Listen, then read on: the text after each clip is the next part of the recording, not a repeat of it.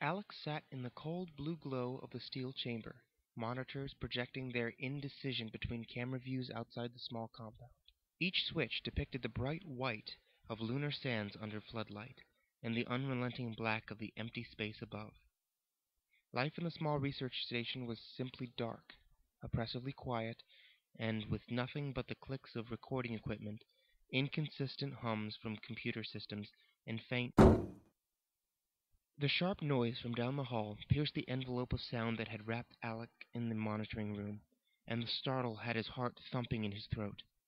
The dizzying adrenaline surge started to calm as he figured one of the backup tapes had probably just been vibrating off a shelf by the machinery nearby. Solitary life in a research station had eroded Alec's sense of tidiness, and piles were the easiest sorting method for his work. He turned his attention back to the screens. The widescreen to the left was depicting a grid of all camera views in small format. Something on feed 42A caught his attention. 42A. A form was standing below the camera, looking up, motionless. Alec brought it up on the center view to get a better look, and felt his stomach twist violently in fear. It was standing still, staring with empty sockets amid a freeze-dried and cracked face of blue skin.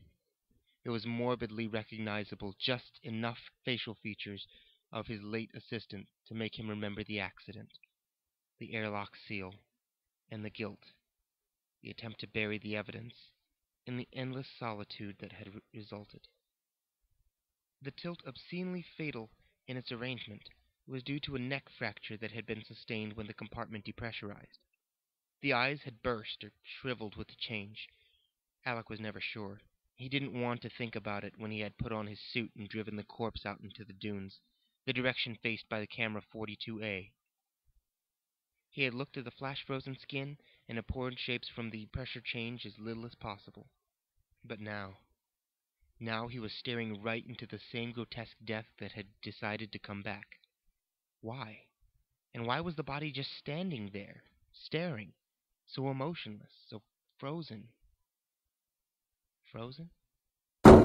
Frozen! It wasn't standing still. The feed was frozen. The timestamp on the video wasn't moving. It was stuck at 16:25.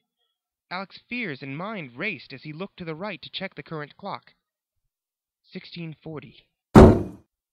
The noise, the time, the rest of the feeds, those that were live, hadn't shown anything.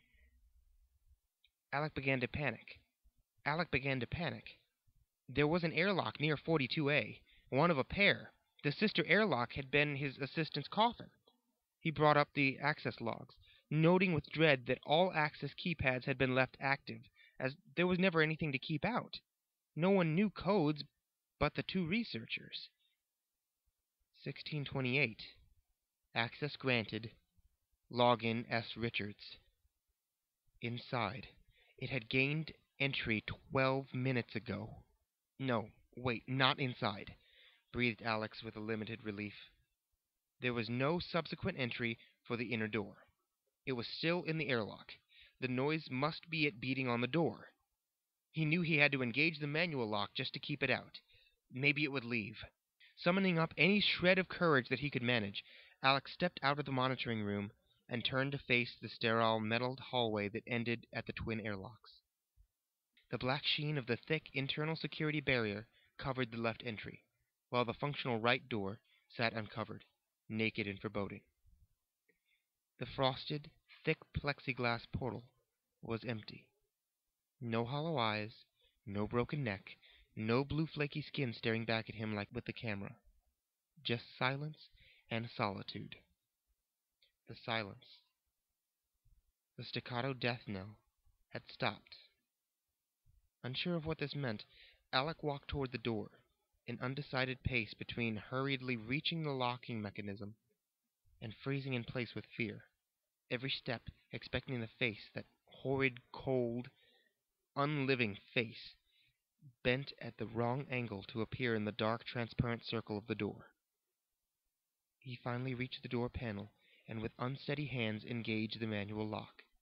He even dared to peek out the portal to confirm that it had left. Nothing to see. Just the empty airlock an open expanse of sterile lit moonscape outside the external hatch, which sat halfway ajar. A light breeze crept down the hall and stirred Alec's unkempt hair ever so slightly against the back of his neck as he continued to stare in fear and disbelief. It dawned on him as he heard the approaching shuffle of ragged boots on the metal planking back down the hall. The only breezes in the pressurized facility came from airlocks. Rooted in fear, catching hints of ragged research uniform and broken skin behind his own reflection in the portal, he began to reach again for the airlock door panel.